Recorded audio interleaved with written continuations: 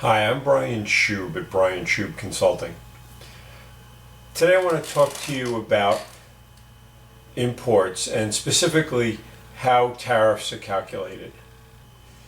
Many of our clients, when they're first starting to do importing, are surprised at the complexity of the tariff structure and how tariffs are calculated. You can have two otherwise identical products made of slightly different materials that could have vastly different tariff rates. And it's hard to sort of guess or even understand how these tariff rates are figured out. But fortunately, there's a website put out by the U.S. International Trade Commission, which has on it the Harmonized Tariff Schedule.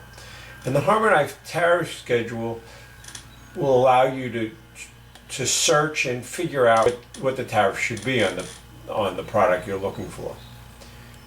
Usually what we do is we advise our clients to request from the Customs and Border Protection people a definitive ruling on what the tariffs will be. That gives them an opportunity to eliminate any surprises later on. So let's take a look at the Harmonized Tariff Schedule and how one negotiates through it, and hopefully this will help you. This is the website of the United States International Trade Commission. You can get here either by going directly to www.usitc.gov, or you can just simply Google Harmonized Tariff Schedule and this will be right there. Anyway, this website is dedicated to the Harmonized Tariff Schedule, and the Harmonized Tariff Schedule is essentially a spreadsheet that gives you the opportunity to figure out, based on what you're going to be importing and where you're importing it from, exactly what the tariff would likely to be. So let's go over to have a better look at what the HTS looks like. The HTS is a series of sections. Each section has chapters in it, and each chapter will show you what products are described in that chapter. So, for example, in Section 1, Chapter 1, we're talking about importing live animals. And you can scroll down and you can see we have prepared foods, and we have nearly everything you can think about is categorized in some way or another here. For our example, we would like to import running shoes. We could actually scroll down, and if we read all the way down, we would find that part of Section 7 is footwear, headgear, umbrellas, walking sticks, and the like. And Chapter 64 is footwear, and that's where we're going to be looking for our running shoes. Now we could click on Chapter 64 and would download that, and we can search through it. But there's sort of an easier way to do it by going over here and going to the search button, which I've already clicked on here. And I've entered running shoes as the search criteria. And when you search for running shoes, you get some things. Some things are bizarre. For example, I don't know why the search results include resins and resin acids, but if you go down here, you can see that 6402.91, that's your tennis shoes, basketball shoes, training shoes, etc.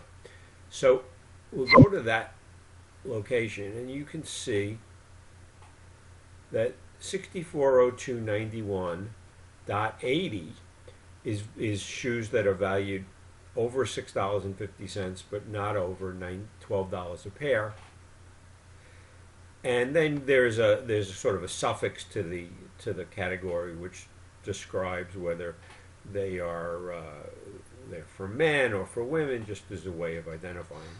But let's go down to this one here, which is 6402.91.90, which is footwear valued over $12 a pair. And if you look on the far right here, you can see that there are three columns. The far right column is one that you'll probably never use. That's for imports from certain countries that you're really not allowed to import much of anything from. For example, you can't import products from Cuba today. And if you could arrange it, because there are some exceptions to that rule for humanitarian purposes, at that point you would pay a duty of 35%. That's what the tariff would be, of the value of the running shoes.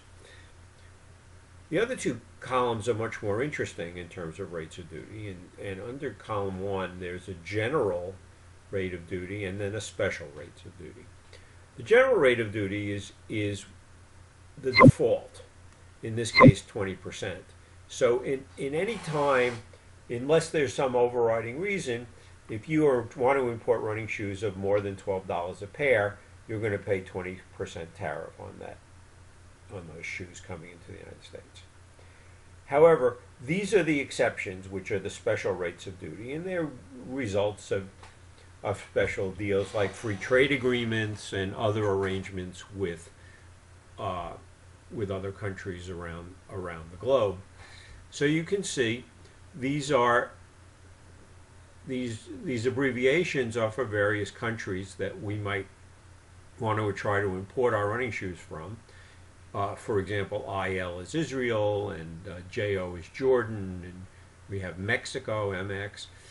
So if we wanted to import it from any of those countries, you could see that they are imported duty-free. Therefore, we would not be charged any tariffs for bringing the running shoes in if they were made in one of these countries.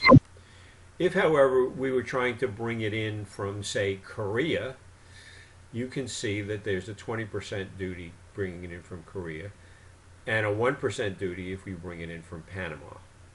So that's an introduction to how the Harmonized Tariff Schedule works. I'm Brian Shube at Brian Shube Consulting. Thank you so much for watching.